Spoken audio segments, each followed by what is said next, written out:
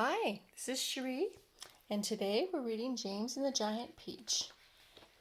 We're starting with chapter 35. Round and round and upside down went the peach as it plummeted toward the earth. They were all clinging desperately to the stem to save themselves from being flung into space. Faster and faster it fell, down and down and down, and racing closer and closer to the houses and the streets below, where it would surely smash into a million pieces when it hit.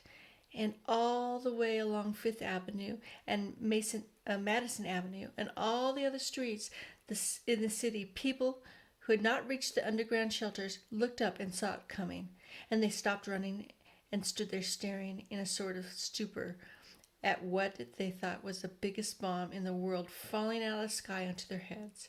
A few women screamed, others knelt down on the sidewalks and began praying out loud, and strong men turned to one another and said things like, "I guess this is it, Joe, and goodbye to everybody, goodbye." And for the next 30 seconds, the whole city held their breath, waiting for the end to come. Chapter 36. "Goodbye, Ladybug," gasped James, clinging to the stem of the falling peach. "Goodbye, Centipede. Goodbye, everybody." There was only a few seconds to go now, and it looked as if they were going to fall right among the tallest buildings. James could see the skyscrapers rushing up to meet them in the most awful speed, and most of them had square, flat tops. But the very tallest of them had a top that tapered off into a long, sharp point, like an enormous silver needle sticking up into the sky. And it was precisely onto the top of this needle that the peach fell. There it was, squelch. The needle went deep, and suddenly there the giant peach was, caught, spiked on the pinnacle of the Empire State Building. Chapter 37. It was really an amazing sight. In 2 or 3 minutes, as soon as the people below realized that it couldn't possibly be a bomb, they came pouring out of the shelters and the subways to gape at the marvel. The streets for half a mile around the building were jammed with men and women, and when the word spread that they were actually living things moving about at the top of the great round ball, then everybody went wild with excitement. "Is it a flying saucer?" they shouted. "Are they from outer space? Are they men from Mars? Maybe they came from the moon." And a man with a pair of binoculars to his eyes said, "They look pretty peculiar to me, I can tell you that." Police cars and fire engines came screaming in from all over the city and pulled up outside the Empire State Building. 200 firemen and 200 police swarmed into the building and went up to the elevator as high as they could go. Then they poured out into the observation deck, which was the place where tourists stand, at the bottom of the big spike. All the policemen were holding their guns at a ready, with their fingers on the triggers, and the firemen were clutching their hatchets. But from where they stood, almost directly underneath the peach, they couldn't actually see the travelers up top. "Ahoy there!" shouted the police. "Come out and show yourself." Suddenly, a great brown head of the centipede appeared on the side of the peach. His black eyes, as large and round as 2 marbles, glared down at the police and the firemen below. Then his monstrous, ugly face broke into a wide grin. The policemen and the firemen all started shouting, "Look out! It's a dragon!" "It's not a dragon. It's a wumpus. It's a gorgon. It's a sea serpent. It's a proc. It's a manticore." 3 firemen and 5 police officers fainted and had to be carried away. "It's a snoozewonger," cried the chief of police. "It's a waddle-doo," yelled the head of the fire department. The centipede kept on grinning. He seemed to be enormously enjoying the commotion that he had caused. "Now see here," shouted the chief of police, cupping his hand to his mouth. "You listen to me. I want you to tell me exactly where you're from." "We've come from thousands of miles away," the centipede shouted back, grinning more broadly than ever and showing his brown teeth. "There you are," cried the chief of police. "I told you they're from Mars." "Guess you're right," said the head of the fire department. At this point, the old green grasshopper poked his huge head over the side of the peach, alongside the centipedes. 6 more strong men fainted when they saw him. "Oh, that one's an oink," screamed the head of the fire department. "I know it's an oink. It's a cockatrice, said the chief of police. Stand back, men. It may jump down at any moment. What on earth are they talking about? The old green grasshopper said to the centipede. Search me, said the centipede, but they seem to be in an awful stew about something. Then Miss Spider, with her long, black, enormous-looking head, which to a stranger was probably the most terrifying of all, appeared next to the grasshoppers.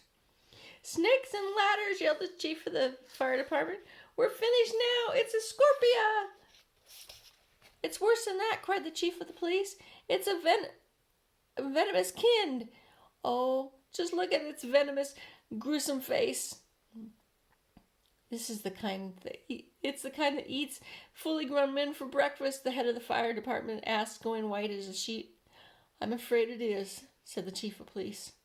Oh, please, why doesn't someone help us to get down from here? The Miss Spider called out. This is making me giddy. This could be a trick, said the head of the fire department. Don't anyone move until I say it so. They've probably got space guns, murmured the chief of police. We've got to do something, the head of the fire department announced grimly. About 5 million people are standing down there on the streets watching us.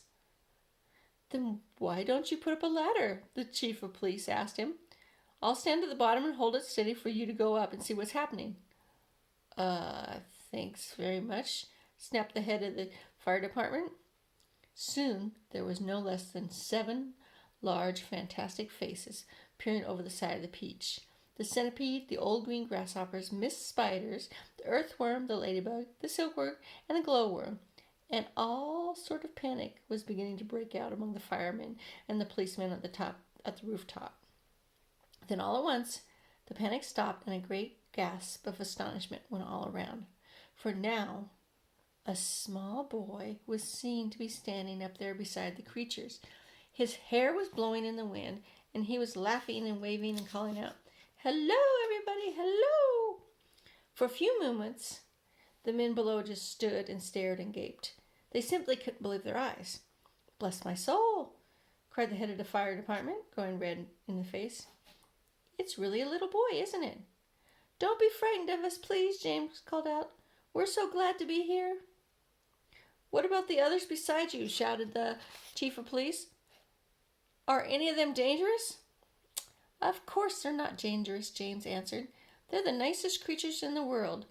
Allow me to introduce them to you one by one, and then I'm sure you'll believe me. This is my friend Centipede, and let me make it known. He's so sweet and gentle, although he's overgrown. The Queen of Spain again and again has summoned him by phone to babysit and sing and knit and be a chaperone when the nurse is off and all the royal children are alone. Small wonder, said the fireman, they're no longer on the throne. The earthworm, on the other hand, James said, smiling, beginning to explain, is great for digging up the land and making old soils newer. Moreover, you should never understand he's absolutely grand for digging subway tunnels and making you a sewer. The earthworm blushed and beamed with pride. Miss Spider clapped her and cheered and cried, Could any words be any truer? And the grasshopper, ladies and gentlemen, is a boon in millions and millions of ways.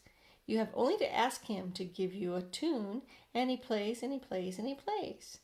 As a toy for children, he's perfectly sweet. No, there's nothing so good in the shops. You only to tickle the soles of his feet, and he hops, and he hops, and he hops. He can't be very fierce, exclaimed the head of all the cops. Now, without excuse, I'd like to introduce the charming glowworm, a lover of simplicity. She's easy to install on your ceiling or your wall, and although this smacks a bit of eccentricity,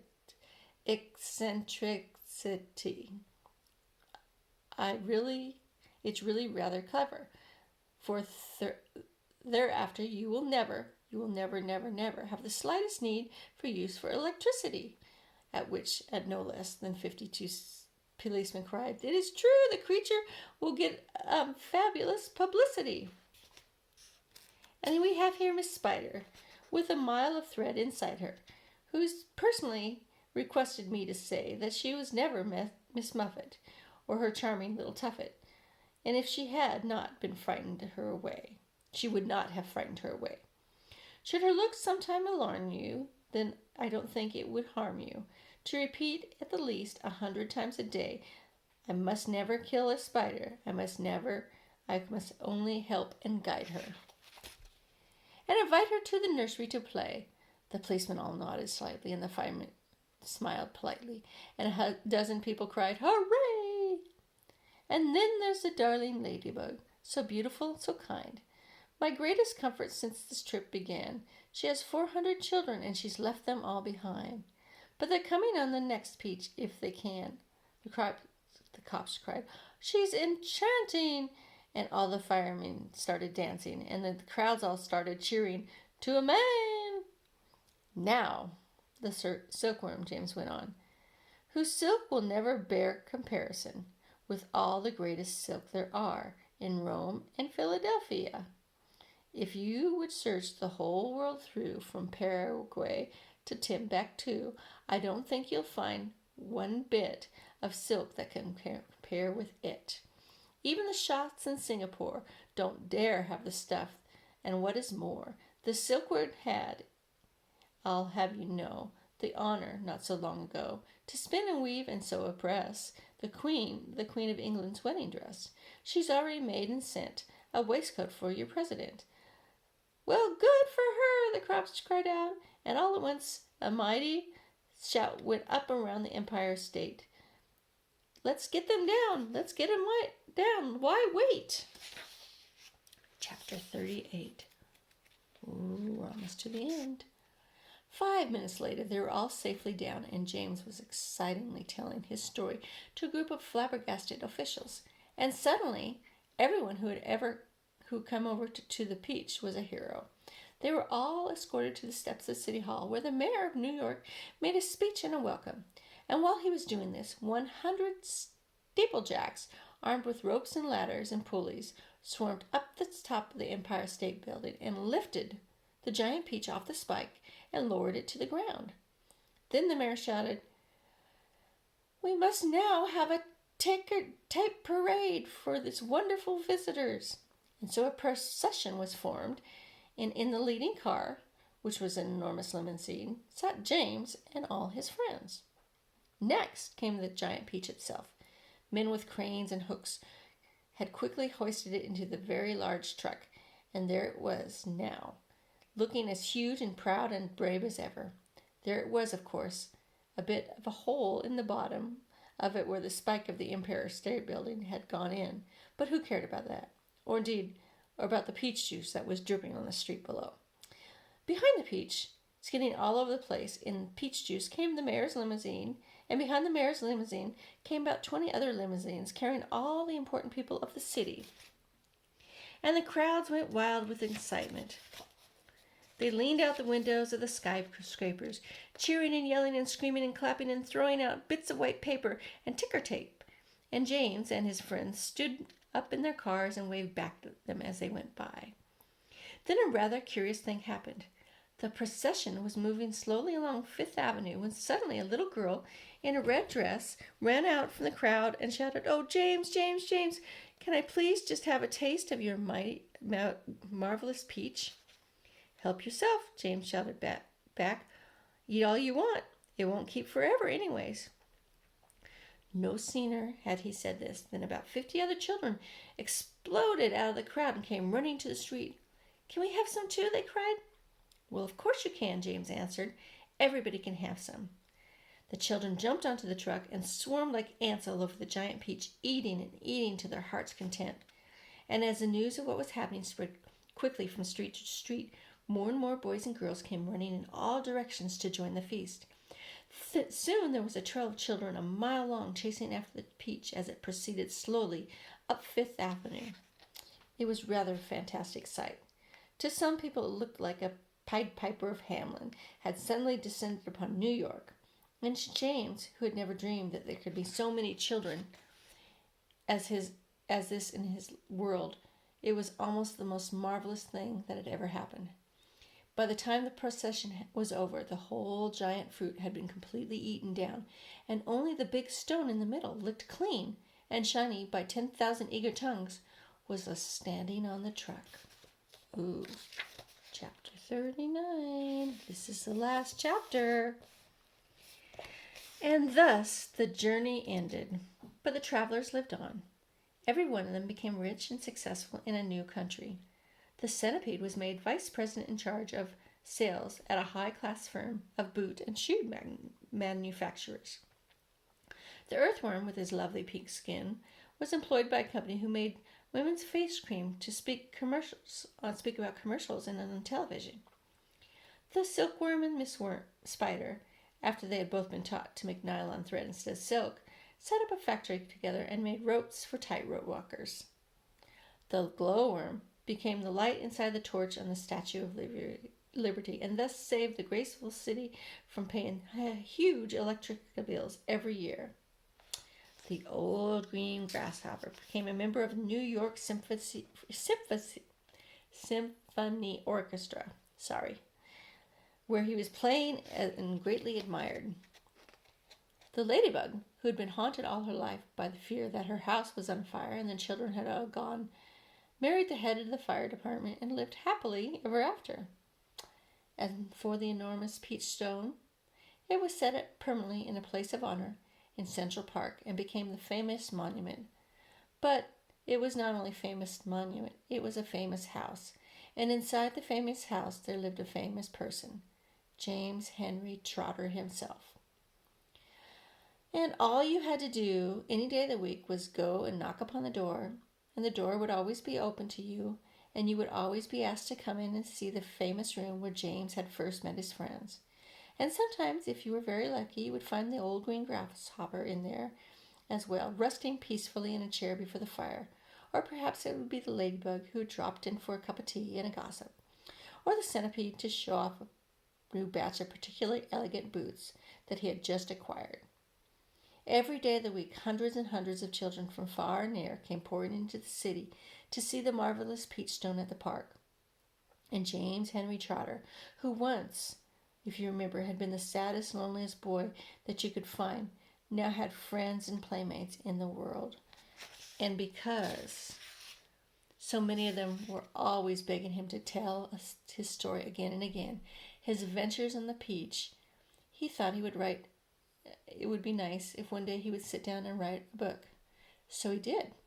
And that is what you just finished reading. Wonderful story. Well, thank you. And that's the end of James and the Giant Peach. Goodbye.